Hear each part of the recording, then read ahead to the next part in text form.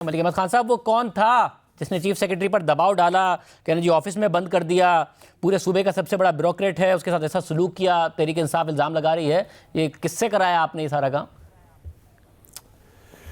जी शाहज़ साहब, बहुत शुक्रिया। देखिए, वो तो आईने पाकिस्तान था, वो तो गवर्नर का हुक्म था, और चीफ सेक्रेटरी अगर आइन के ऊपर अमल ना करें और गवर्नर के एक आइनी हुक्म के ऊपर अमल ना करें तो क्या वो जो अभी फवाद कह रहे थे उनकी उस ख्वाहिश के मुताबिक काम करें जैसे फवाद चाहते हैं। और वैसे भी नॉर्मली फवाद तो सारा दिन में पता नहीं क्या क्या कहते हैं। अच्छा, लेकिन देखिए मसला क्या है। मसला यहाँ ये है कि गवर्नर का हुक्म था कि chief minister stands D notified. किस बात पर? कि उन्होंने एतमाद का वोट लेने के लिए कहा, जो कॉन्स्टिट्यूशन कहता है आर्टिकल 130 सब आर्टिकल 7, और जो पंजाब असेंबली के रूल्स ऑफ प्रोसीजर हैं, रूल्स 22 में उसका पूरा तरीकाकार के 130 का सब आर्टिकल 7 उसका प्रोसीजर क्या होगा, और अगर उसके मुताबिक वो प्रोसीडिंग्स नहीं की जाती तो उसका कॉन्सिक्वेंस उसमें दिया हुआ है। तो गवर्नर साहब acted exactly under article 130 sub article 7 and rule 22, जिसमें प्रोसीजर मगर साहब, इसमें इशू ये हो गया ना कि अदालत ने अभी तो ज़ाहिर सस्पेंड किया है, ये नहीं कहा कि गवर्नर ने कोई गैर आईनी काम किया, मगर अब उसमें मसला है कि 11 जनवरी तक का टाइम है उनके पास, और अदालत ने कहा है कि अगर वो लेना चाहे एतमाद का वोट ले लें। गवर्नर ने टाइम नहीं दिया था उनको, अब उनको टाइम मिल गया, और वो पहले भी कह रहे हैं कि जी हम ले लेंगे एतमाद का वोट, तो वो ले लेंगे एतमाद का वोट। तो आपकी इस मूव का एग्जैक्टली थोड़ा टाइम गेन करने के अलावा क्या फ़ायदा हुआ आपको? जी देखिए, हमारी तो एक बड़ी क्लियर पोजीशन है शाहज़ेब साहब। हम तो कहते हैं कि असेंबलीज डिसॉल्व ना हो, नंबर 1। नंबर 2, हम ये कहते हैं कि चौधरी परवेज़ इलाही अक्सरियत नहीं रखते। अक्सरियत रखने के लिए डिमॉन्स्ट्रेट करनी पड़ती है। What could be a better day than today कि आज जब वो इधर या अपनी पार्लियामेंट्री पार्टी में या असेंबली के फ्लोर पे फ्लोर टेस्ट को किसी और तरीके से भी क्रॉस कर सकते थे। आज वो अगर 186 डिमॉन्स्ट्रेट कर देते, अपनी पूरी हुकूमती सूबाई पंजाब की हुकूमत की मशीनरी और पूरी कोशिश के बावजूद वो 169 के नंबर से ऊपर नहीं जा सके। ये एग्जैक्ट नंबर है कि 169 उनके पास टोटल पूरे इकट्ठे हुए, और पूरे उसमें काफ लीग के लोग भी और उसमें पीटीआई के लोग भी। मतलब कह रहे हैं कुछ लोग बाहर हैं, वो वापस आ जाएंगे और एतमाद का वोट ले लेंगे और 11 से पहले ले लेंगे, और फिर असेंबली तहलील होंगी। उनका नंबर 3 या 4 है, अगर वो आ भी जाए तो ये 173 बनते हैं, इससे ऊपर नहीं होते। तो 186 दरकार है। तो आपको एतमाद है कि ये एतमाद का वोट 11 जनवरी तक भी नहीं लेंगे? एब्सोल्युटली नहीं ले सकते। देखिए, मैं इसकी वजह के इसके 2 पहलू हैं। इस पूरे मसले का एक सियासी पहलू है और एक इसका कानूनी और आईनी पहलू है।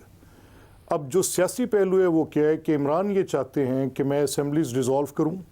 वो किस लिए ये डिसोल्यूशन मांग रहे हैं कि उनको पता है कि इस वक्त उनकी एक फॉल्स, एक बिल्कुल एक एक्सेंचुएटेड साइड पे उन्होंने एक झूठा बयानिया, चाहे वो साइफर का बयानिया था, चाहे वो एब्सोल्युटली नॉट का था, चाहे वो अमेरिका के सामने तन के खड़े होने का बयानिया था, चाहे वो गैर मुल्की साजिश का बयानिया था, चाहे वो फ़ौज के ख़िलाफ़ एक झूठा आपको पता है, मुझे पता है, इनकी अपनी क्रिएशन जो थी वो इस्टेब्लिशमेंट की सपोर्टेड परवरदा थी, इसमें कोई डाउट ही नहीं है। एवरीबडी नोज दैट, ज़ुबान ज़द-ए-आम है, पूरे मुल्क में पता है।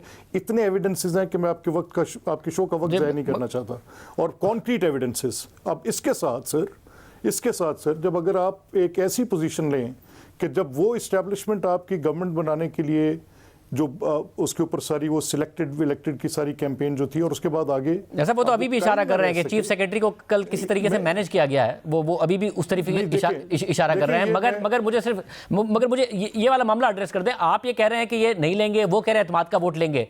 अगर ले लिया तो फिर आप लोग तैयार हैं इस बात के लिए कि फिर असेंबली तहलील होने जा रही है, या फिर आप अदम एतमाद एक दफ़ा फिर ले आएंगे, फिर कोई 10-12 दिन गेन करने की कोशिश करेंगे और इसी में टाइम निकालने की कोशिश करेंगे?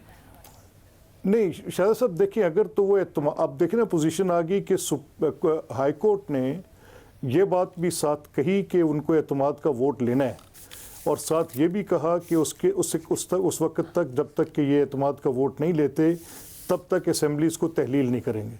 अब इस सूरत में तो पहले एतमाद का वोट, क्योंकि गवर्नर ने भी जो प्रेफरेंस कि उन्होंने पहले एतमाद के वोट का कहा और हमारी तहरीक एतमाद जो बाद में थी वो इनफ्रक्चुअस हो गई। जब वो डी नोटिफाई हुए हमने उस पर उसको विड्रॉ कर लिया। तो सीक्वेंस ऑफ थिंग्स है ना, ये जैसे जैसे कॉन्स्टिट्यूशन या कानून के अंदर मौजूद है या प्रोसीजर के अंदर मौजूद है उसके मुताबिक हम जा सकते हैं।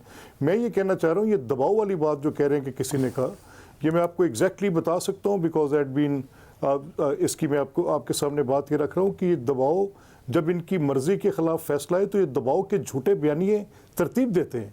अब जब इनकी कोई सपोर्ट ना करे तो वो सिपा सलार गद्दार भी हो जाए। अगर इनको वो NROs दिलाएं जब वो इनके सुप्रीम कोर्ट में नाअहली के केस में जिसमें सादिक और अमीन डिक्लेयर हुए थे, NRO एक ही है। ये मैं आपके शो में बिल्कुल पूरे मगर कोई सिपह सालार से भी तो पूछे ना कि सिपह सालार का ये काम था, आज जो उनको सुननी पड़ रही है, ये काम जो उन्होंने किया उस पर वो शर्मिंदा हैं, उनका भी कोई एहतसाब करेगा जो कर गए सिपह सालार साहब, जिसके लिए आज इमरान खान साहब उन्हें बता रहे हैं। देखिए बात ये है शाहजेब साहब कि एक आदमी जो इतना मोहसिन कुश हो, एक आदमी जिसके आपका जो आप बात कह रहे हैं उसको आपका देखने का एक ज़ाविया आप दुरुस्त कह रहे हैं, लेकिन जो बात मैं आपसे कह रहा हूँ वो इमरान खान की एक पब्लिक पोजीशन है ना, वो खड़े हैं एक सियासी बयानिए पे खड़े हैं। अब सियासी बयानिया ये नहीं हो सकता कि जब आपको सूट करता हो और आप उसके ऊपर आके उसकी दूसरों को गद्दारी के फतवे बांटे, अगर कोई अपनी सियासी बात भी कर रहा हो किसी पर तनकीद करते हुए, और जब आपको सूट ना कर रहा हो तो आप उसके लिए कोई भी लिमिट क्रॉस करके चले जाएं।